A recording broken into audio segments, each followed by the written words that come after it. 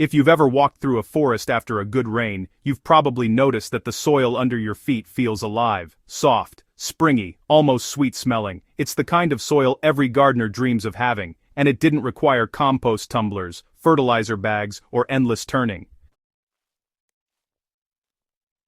That soft, rich layer forms naturally thanks to slow fermentation happening right under the leaf litter. And here's the part most gardeners never hear about. You can recreate this exact process in your own garden to grow bigger, healthier plants with almost no effort.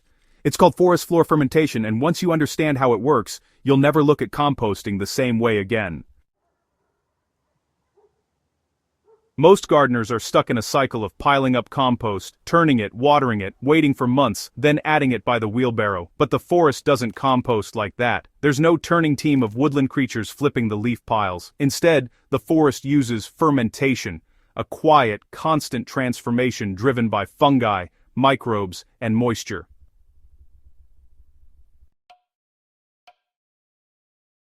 This process doesn't burn nutrients the way hot compost does. It preserves them, it pre-digests them, and it creates the exact soil conditions that roots adore. If you want soil that behaves like it came straight out of an ancient woodland, fermentation is the shortcut.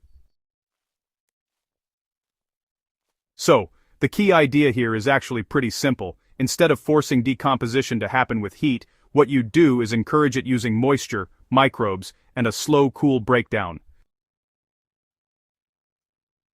When leaves fall in the forest, they create this layer that's just packed with carbon. Then rains come along and moisten everything. Fungi start to colonize the layer, and microbes really begin to bloom. Before long, earthworms show up for the buffet. And over time, that whole layer transforms into black humus, with honestly, unbelievable fertility.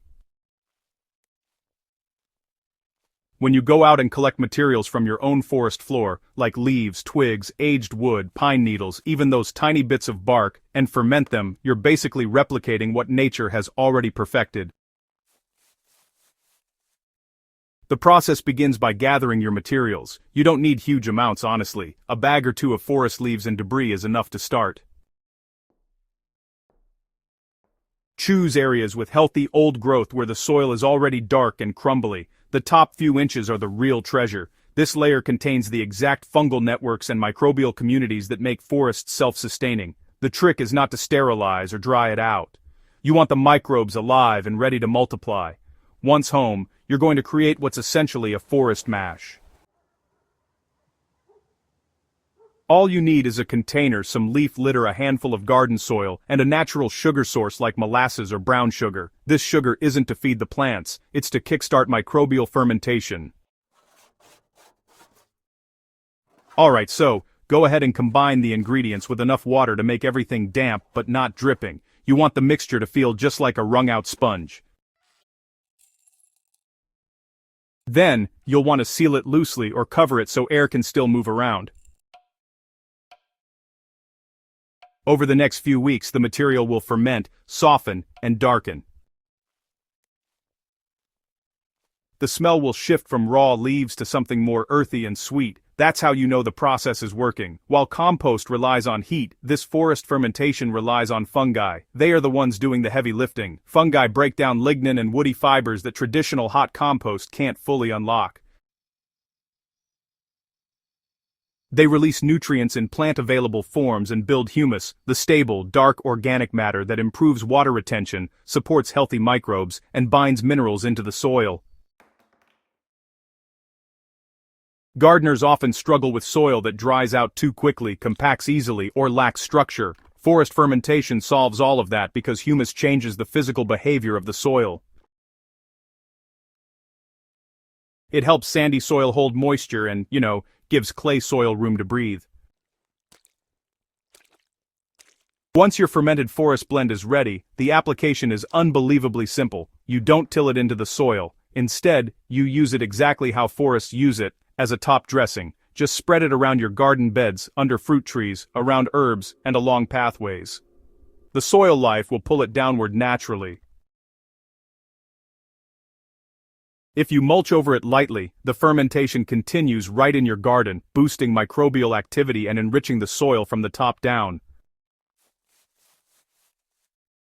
Plants respond quickly, leaves deepen in color, and stems really start to strengthen. Growth becomes more vigorous too. It's a subtle but powerful shift, because you're feeding the soil ecosystem, not just the plants.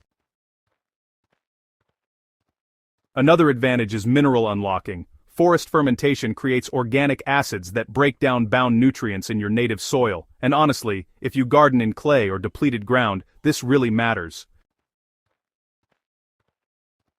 Those nutrients have always been there, your plants just can't access them. Fermentation changes that. It's the same reason forest soils remain fertile century after century without fertilizer inputs. For heavy-feeding crops like tomatoes, squash, peppers, and fruit trees, this method is a game-changer. Their roots thrive in fungal-rich environments, and the slow, natural nutrient release keeps them steady instead of giving them the highs and lows of regular fertilizer. The best part? Once you understand forest fermentation, you can run small batches all year long. Winter, spring, summer. Anytime you have leaves, dry material, or aged wood on the ground, you can ferment another batch. It's low effort, low cost, and incredibly high reward. So if you've been fighting with compost piles or loading up on bagged amendments, it may be time to let the forest teach you. Ferment your leaf litter, feed your soil the way nature intended, and get ready for a garden that feels like it's been growing quietly under an ancient canopy for centuries.